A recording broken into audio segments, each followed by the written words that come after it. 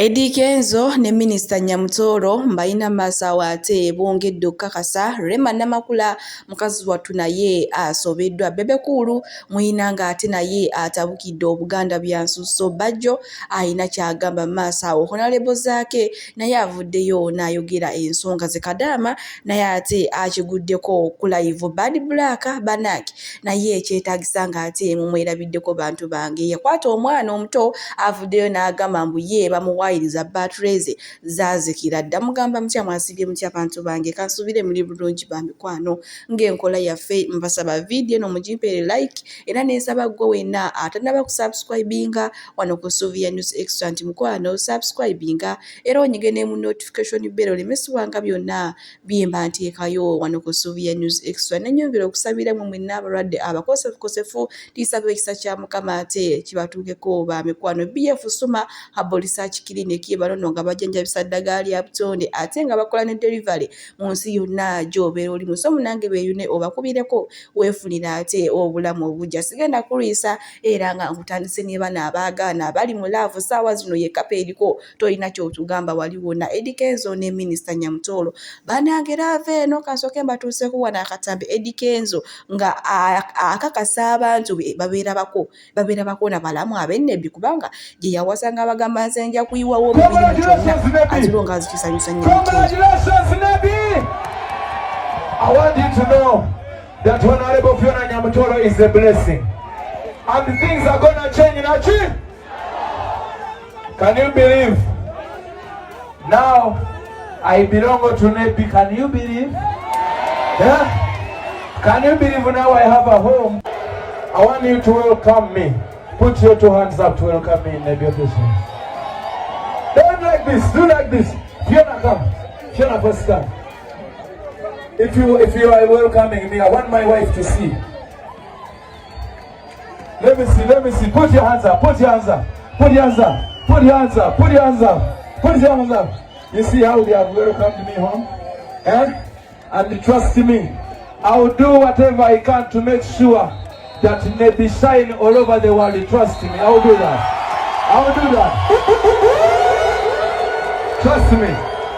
I will make sure that I work with Fiona to promote the youth, to empower the youth, to empower the youth. I will empower the youth in sports. I'm going to empower Nebi in music. I'm going to make sure that we achieve whatever we want to achieve. Do you understand? Do you want some more music?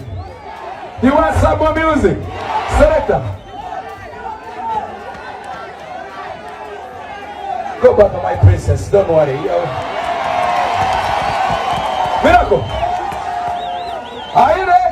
Someone say Fiona, Fiona, Fiona. Say Fiona. Fiona. Fiona. byebyo nno ye Eddie Kenzo Nyamutoro amwitira Prince banagera ave eno kale enyumira ddala naye banange ate bo bano simanyi na kumanya omukyala minisita mukyala Eddie Kenzo Musuuza wegamba ye ebyendongo yabitegeera kituufu ayina enkyanga gyakyangamu amagulu awo singa omwetegereza bulungi noga banange kiki kino oba kuba kuno kubayita okulumya oba bakola byabwe ddala banange simanyi na kumanya nenga bwenkongerayo ne omuyimbi Bebe Cool olwo nno muyina maaso awo ng'atabukidde Obuganda ng'abagamba lwaki mwanguba mu lubiri lwaki mwanguba okuyimbira kabaka wange ng'ate nange ndi Muganda mbola okuba mpagira omukulembeze w'eggwanga Katambi ngenda kuba nkayina maaso awo wamanga atabuse bubi nnyo agambye ekimala kimala ow'ebbango wotamuwemuukiriza teweebika nange enkooye neebikiridde ebbanga eriwera mbikooye ke kaseera ate nveeyo mbaatulire muyinza kunguba mutya mu lubiri nga ndi Muganda ate ne mukkiriza abantu abatali Baganda okuyimbanga bangobi bakimanyi nti ndi mwana kuba I'm just a child. Number 3 bakimanyi nti nno ndi mutabani wa Bidandi Sali eyayambako mu komyawo Obuganda. Number 4 bakimanyi nti nfuuse Bebe Cool ambassador ayinza okuba ekyokulabirako ekirungi eri abaana Abaganda n'Abannayuganda abalala nga ndi Muganda. Naye nente ebintu bya nze era saagalira ddala kuwulira bintu bya tribe tombuulira nonsense saagala. notunulya Buganda akimanyi muki ndisagalira ddala kubanga tribe yange mwensanze enkwe ezisingayo embi banenga twayagala kabaka adde Buganda budde nga twagala ebyaffe naye omusajja ngafubye otuddiza ebyaffe yadde ebimu tebinnatuuka completely naye ng'olugendo yalutulaga naye olina akulaga nti bakyawa Museveni kasagala genda ku kya Buganda kuba pain gye nnina Mukama mulungi nnyo nti Ssaabasajja yawonye nadde Uganda nga munyiivu eri abo bennyini ababaza ebintu ebyo saagala kuneemi gamanya my issues Mbadde nsaba naye kwogerako eddakiika ntono okwetondera kunsonyiwa nsonyiwa nnyo kati nkwagala nnyo Bebe Cool kinamwocha wammanga kimize si musanyufu eri n'Obuganda bagame mbwe kisooka bayine enkwe bamugoba mu lubiri kyokka ng'ate mwana nzaalo wa Buganda kale wetuli agambye mbwe olunaku olumu yali agenda okuyimba ku birthday sawo tebamukkiriza kuyimba ku birthday ya Kabaka bamusibira bwe bagamba genda owagira ate omukulembeze w'eggwanga ate nga ffembu tetwagala abantu we batokala abawagira omukulembeze w'eggwanga wetuli bwenkongerayo Ebwa Bad Black munange enaku zino naali bulala ali bulala ne bawe hasha batandisaho okuzanyo bambuyite ku comedy oba mbuyite buki sibutegeera ono yalabikiddwako nga Bad Black yeefudde nga maama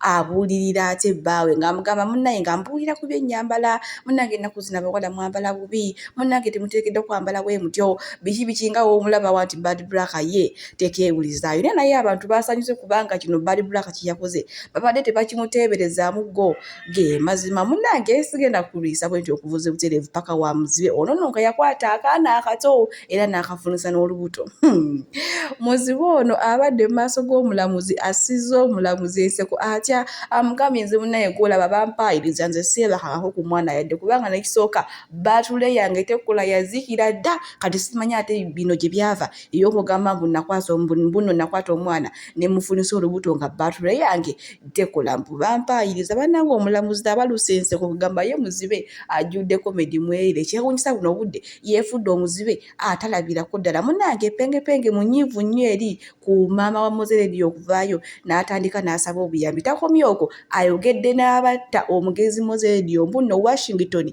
ye yamutta ne famire y'omugenzi yennyini okuli maama we n'abalala mbuno naye yabimugamba yali Kyaga eyabimutegeeza mbu abo boolaba batabbu nnyo bebettira omuntu waabwe ate ne bavaayo mu makamera ne batandika ne bakaabiriza obuzigazigo obw'ekirogo kale akatambi katukalabe maaso wano nga pengepenge akakasa tweyongere.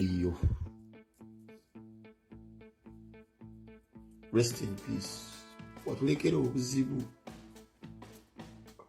Mozeredi watulekera obuzibu. Nze kyemmanyi Washington wali akutta. Washington yakutta. Kyaga nze yaŋŋamba. Washington yakutta.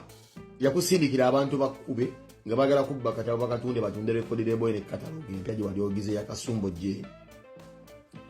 Washington wali agenda okutta radio nga mupangira abamutta babbe music we. Yalina okuba yakona ivinga mu ne ba family member. Mozeredi wafanya watulekera ekizibu kya nnyo. Nze wennategeera nti omukazi oli tayagala Mozeredi oyo awoza nti omwana wange babuulira si oli mukazi mbw ayagala nnyo omwana we kibaba lya ssente. Omukazi bano basinga maamu waawasawasa nnyo oba n'abeera ng'azadde nnyo abaana n'amukuza yekka oba n'omwana alina engeri si buli muzadde singa maamu tyagala omwana mulimu omuzadde azaala omwana n'agamba kaamale gakula naye ng'alinda bulinzi just okule naawe ogenda ofune famire ove mu bulamu bwe. Washington ng'agenda okutta Mozeredi kubanga baagala okupalapalanya akatabo kwaze Kyaga yabiŋŋamba. Washington yatta leero kateera era nemusifish yayogera statement nti Washi yatta leediyo kuba Washington yatta leediyo zisikimenya nze nkyogera omwaka gwonna mpaka kati ne statement zali yakoera zaali zitagala. Washington gwe watta leediyo kwali ne leediyo notta leediyo bekatero oguye nkubuulira ne mwali mutta leediyo mulina okuba mwali favored ne family ye waliwo yabayambako ikimaze okulaba saategeera family radio sigitegeera kibi nnyo okubeera mu famire ng'omuntu gw'osingamu ettutumu ne ssente nga famire ya Lady kibi Moze Lady yali omusajja omugagga ennyo naye ate kujuliza maama wa Lady yali agala nnyo Fulanka yagala nnyo Lady era Fulanka etwogera yamanyi kitaawe Lady tamanyi kitaawe olaba omukazi waaba akaaba nze ngamba laba nnono mulapu mutuli ngamba laba nnono wabegese eggwanga nze mutuli yawe ngamba laba nnono omukazi omukazi oyagala nnyo Fulanka era Fulanka yamanyi kitaawe ku baana be bonna Lady tamanyi kitaawe nakati kukyagwaka omwana yakaabiranga nnyina amubuli ekitaawe maama yagamba maataawo simumanyi kube taata we yali atunda buveera yali musajja yalamaani oyo yavaayo naye maama yagaana okwogera ani yazaalanga Lady okuba nti Lady taata we yali yalamaani omusajja oyo yavaayo ku lasiti taata wa Lady omutuufu kyanyinya abakazi omukazi asobola ozaala omwana n'amuzaala musajja omwavu ninaagaana omwana okubeera nga amanya kitaawe kwa taata we yali yalamaani wasi n'amugaba mu kika ekigagga abakazi babikoze nnyo bano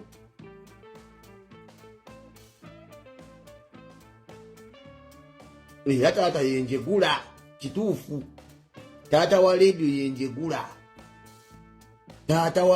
yenjegula maama wa Lady yali yagaana okulaga Lady ta mwana we omutuufu omukazi ogulaba mukazi yajja kubaabikana mulogo mukazi mubi nnyo Penge si musanyufu n'akatono yeri maama w'omugenzi Moze Lady ate oluvannyuma lw'okulabikira mu zikamera wammanga asaba obuyambi takumyoka ayogedde abaamutambu Washington yali mu lukwe wamu ne famire y'omugenzi yennyini ate okumutambu munnange baali baagala kutwala bya bugagga bwe era mu kiseera kyekimu bwe nkongerayo n'ono omuvubuka amanyikiddwa nga Viper ono nno ye omu eyabankinze wizo abadde ayimbanga Moze Lady abantu abasinga bagambye ye ate omugenzi azuukidde bannange ono omuvubuka just afaana bufaananyi Moze Lady naye nga si yeye naye nga omugenzi we yafiira be bano abaana be yali atandise okusikako okukwata ku mukono kale ndowooza nga naye ayagala abafuula ate ekisingawo kale bwe nkongerayo ne Nyamutoolo kw'otadde Eddy Kenzo munnange batiimu Nyamutoolo bavuddeyo munnange ne bayomba ku kino ekiriwo eky'oluvannyuma batiimu Rema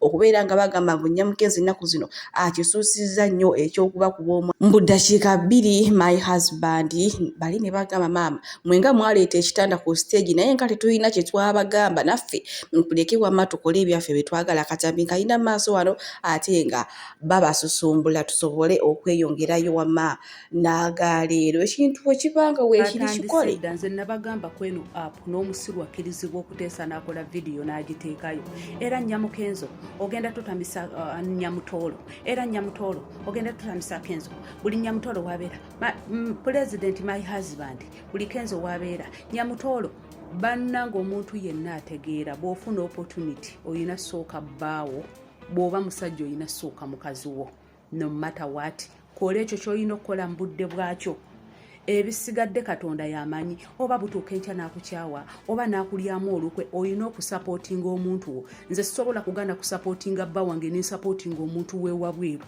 ekyo kikafuuwe nina sooka muntu wange kubanga ne bwembeera nga ndwadde kimukakatako era buli omu asooka gamba tukubire bbaawe bw'aba musajja basooka gamba tukubire mukazi we yes gwe tofaayo ku bigambo by'abantu temutuutama muve ku bantu beeyagale Kenzo omukole ekyo kyemulira nti kyekibawa emirembe muve ku bantu kuba abantu kyebaagala temusobola kukimanya bw'oyagala ennyo omuntu wo kyomwagadde nnyo omutukubi otutami bw'omukyawa ate gundi lwaki wakyaye gundi bannaye akaseera k'okusanyuka kabaawo n'ak'okukaaba kabaawo bwe kuba kukaaba abantu bakaabe bwe kuba kusanyuka muleke abantu basanyuke muve ku bantu bannange mutama kati akole ki omuntu yenna ategeera ayina kusooka kupushinga muntu we n'alyoka alowooza ku beebweru ne bayibuli egamba osooka nga labirira makaago nga tonnalowooza ku muntu we wabweru yenna kati mubadde mwagala Kenzo supporting ennyammwe oba mubadde mwagala bo munnange batiimu Nyamutoolo ne Eddy Kenzo bavuddeyo ne bagamba abantu abo bonna abadde bagamba mbu Nyamukenzo ennaku zino akisuusizza nnyo kubanga buli waagenda 12 ayogera my husband musuuza babagambye bannange beesonyiwe buli ekintu kyonna kibeerawo mu kaseera kaakyo akatuufu. Rema Namakula naye nga yakafuna Dr. Amuza naye yabeeranga abakuba nnyo Dr. Amuza. Kale bwe tuli munnange okutambula kulaba okudda ku nnya akatambi ako koolaba mwana mulenzi agenze n'aproposinga mwana muwala ate munnange Galo Child tamukubye omwenda. Galo Child munnange propose agigaanye, omulenzi kyakoze n'agamba tondabanga, n'ajja n'amusikako ebimuli n'amuggyako akawiivu akabadde kali ku mutwe n'amuggyemu n'engato. Munnange mwana muwala aswadde era naawe wennyuka emizinda nti olabaawo akawiivu akamugyeko agambya nti oŋŋaanyi ekitegeeza n'ebyange byonna leka bikole ki kabinzirire ng'ate we tuli mu sayidi ezo. Yo mwana muwala aswadde bannange n'abalenzi b'ennaku zino nabo olemwa bwenkongerayo n'omuyimbi wa Yiki Benda ono nno munnange olunaku lw'ejjo yalabikiddwako ng'ali mapenzi amayitirivu ennyo ne girlfriend we olunaku lw'ejjo gabadde mazaalibwa ge naye maama yagenze ku Facebook page ye n'amuwaana n'agamba kyali wange my best friend my peace kugamba bannange kyataamuogiddeko nga kyekitaliiyo bannange bwe tudduse butereevu paka ate wa Mathake ono nno munnange ate yavuddeyo n'atutegeeza n'agamba nti yo okuva weyeekuumye ogenda out obulamu wamma butambulira ddala nga bwe yabubala era wano wekyamuyambako n'okutegeera egyali gifeeke friends era n'agamba gwe wenda munnange nti kuba olunyuka ku mulimu ng'ajja waka ate oludde waka ne wamubowa ti munnange mumuweeyo butiipu bonna obusobola okumubeezaawo ewaka n'abeera nga tawuubaala kale ate nga bumukugira obutaddamu kugenda out. Kale we tweyongerayo ne Nubia Nili munnange ono nno yazaalibwa olunaku olwaleero era nga happy birthday munnange omwami omukulu Nubia Nili mukama akuwe kyonna ky'osinga okwagala akutuuse ku ekyo obulamu bwamma ate kyebuyayaanira munnange. Kale we tuli ate mu sayidi ezeeyo sigenda kulwisa era nga bwe tweyongerayo ne mwana muwala Kadaama ono nno nga yagenze ku live emu ey'abanoonya ng'anoonya omubeezi naye maama ebyavuddeyo byo tebyabadde birungi yadde n'akatono akatambi nkayina mu maaso wano nammwe ate musooke mwerabireko Kadaama w'e Saudi bannange ebyavuddeyo byo mitawaana myere oluzungu lwaleese obuzibu lwatankudde embeera bantu bange kale bambi tuweerera abaana kuba bambi obutasoma buno buluma akuze sooka olabe katambi ka Kadaama ono ng'amenyeka ng'atuba n'oluzungu. You have 2 kids. Okay, so what do you do for a living? Now. What do you do for a living? Yes. In a country. In a country. I said, what do you do for a living? I'm living from Kampala, Uganda.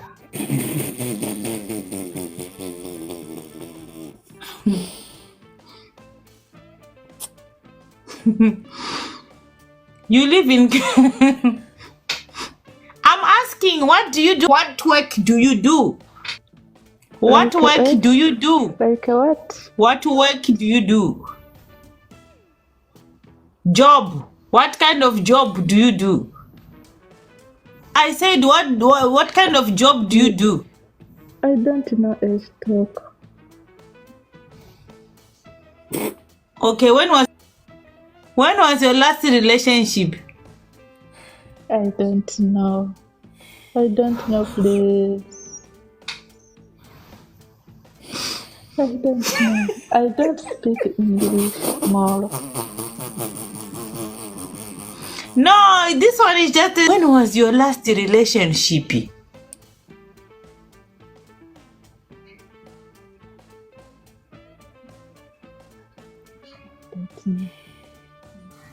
The relationship, when was the last time you were in a relationship?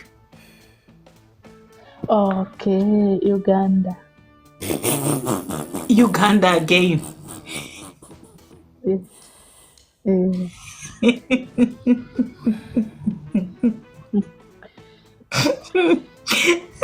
So what type of a man are you looking for?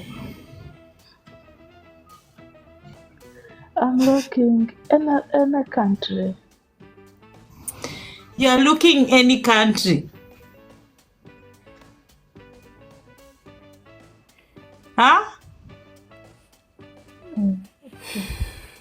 Bannange ye Kadaama ate ebyokunoonya munnange tebyamuyisiza bulungi bwe tweyongerayo ewa Tamale Mirundi munnange ono no akyali mu ddwaliro era ng'amawulire agavaayo tegasanyusamu yadde n'akatono nti akyali mu mbeera mbi kale bami katongera omuteeka mu ssaala omukama amusuuse awone ataddemu akakalabye emirimu gye kale bambi bwe tuli bwenkongerayo ewa Bruno Betty munnange atwala bakaawe ekimotoka kino kirukulula nakye bakuntumye nga kigenze e Masaka ewabe w'omuwala ono atedde okukima ebintu naye munnange tulinze ebintu babitulage ndowooza munnange ya Bruno Betty yamaana yeekuba mutima n'agamba naye waayi watya mbijjayo ate omukazi n'amala n'anzirira ndowooza abambi gama n'afunamu okunyolwa mu mutima era ebintu wamma tebaabinonayo era tewaba n'omu abalimba mbu ebintu baageze ne babijjayo apaana naye nga twakoma okulaba nga bageeze okubinona ndowooza ate yamaana yeekuba mu mutima kale bwenkongerayo ewa Bajjo mwina maaso awo ng'ate anyumyamu ne honorable zaake ngenda kuba mubatuusaako naye ng'ate mwerabira BF Suma Herbal Research Clinic bano bajjanjabisa ddagala lya butonde era nga bajjanjaba endwadde zonna ate eky'omukisa ekiriwo bakola ne delivery mu nsi yonna gy'obeera oli muso munnange beeyune obakubireko ku nnamba zaabwe z'essimu eziri awo weefunire ebisinga otoddeyo n'omenyeka n'ebirwadde ng'ate aba BF Suma we bali butereevu katolekera ate Bajjo bannange kyakoze Honorable Zaake. Yesebo. Oliwa Honorable omubaka w'Emityana omulonde. Mityana bagamba ki Honorable Zaake? Ab'Emityana bali okke nayo nkyaye Bajjo. Ate nali ngenda kujja mukomera kulaba. Naye nkunoonyaakaawo nga bakutudde Ruzira ne ngamba nja kusalaku. Aba CPS n'emmotoka yange bakyagiremedde. Naye Zaake abantu bakimanyi nti owaddeyo obulamu bwonna bonna gye bali. Bakimanyi nti oli saddaku mu struggle. Nze ndi wa Kibuli ndi musumbuyi. Tebakubamu ku miggo tunyumiza emboozi y'ekkomera Zaake mu dakiika 2 nga tuddeyo ku beat. Nalemeramu nali sobola va mu mmotoka naawe abafala okimanyi buli kye bankola buli bankwatako. Tebakunyiga ku luna wali awannantaba. Yarowooza nde ndi kagoma ka Lubendera. Tebanyiga maka ga Nantaba Honorable. Leka ate kati essaawa zino oli mu kuleeta bubuugi mu bbaala sebo. Buulira abantu baagala kumanya omubaka w'Emityana bamuyisa batya mu kamotoka. Akamotoka saakayingiramu nakagaana paka kubeera mu mmotoka omwo paka nga looya waffe Erias Lukwago ng'atuuse. N'oyimbulwa. Bantwala paka mu kkooti kusibira Luzira ab'Eruzira ne bansalako ebibiri. Ate nalina omusango. Tewalina musango na gumu. Nalina musango na gumu nze nina pamiti nina buli kimu obwo busajja bwe bwannyingirira ne bunnemeso yingira ekitebe ate bunteekako misango gya traffic. Kati paka kati mbalinze tulabe ki ekigenda mu maaso naye nga nze nkyaliwo nnyo nkyali solid. Abantu bano bakwebaza okulemera ku nsonga webale okubeera solid. Temusobola kusasula kukwatira bwereere. Kati ngenda buuza kanso waffe. Ogenda kubuuza Erias Lukwago. Tuzaako ki ku nsonga eyo kubanga naye tugatte eddoboozi lyaffe tusabe abantu bonna abakwatibwa baveyo bajja abaana bali Eruzira.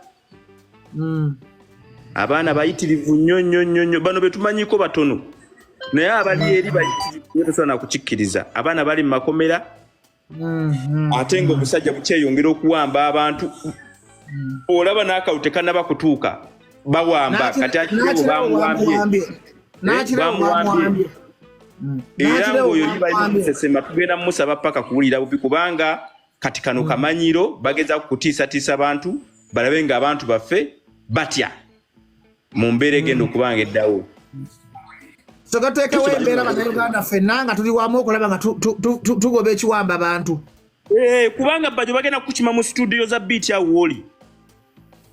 Lunaku lugenda keera ne presenter gwoli naye bamukime. Kuba buli eyeefuula nti atya ekyo kyekiddako. Kadima mutiitiizi muzibu. Mutiitiizi nnyo buli muntu bagenda mukima bakime mu maka gammwe bakime ku mirimu gyammwe bakime mu mmotoka zammwe. Nze bankwatidde mu mmotoka ne bagiwamba ne bagitikka waggulu paka ku CPS nga bagitisse.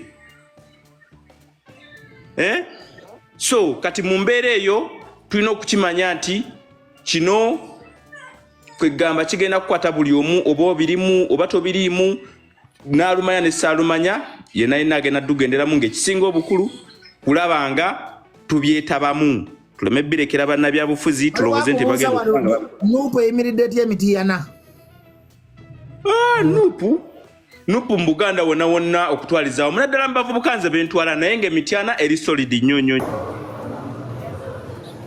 Nze musawo Namaganda Silvia era nga ndi musawo omutendeke ate era nga nkola n'ekitongole kibayita Bright Future Superior Unique Manufacturers ebirungi kikola eddagala erya habo nga lirya 100% natural.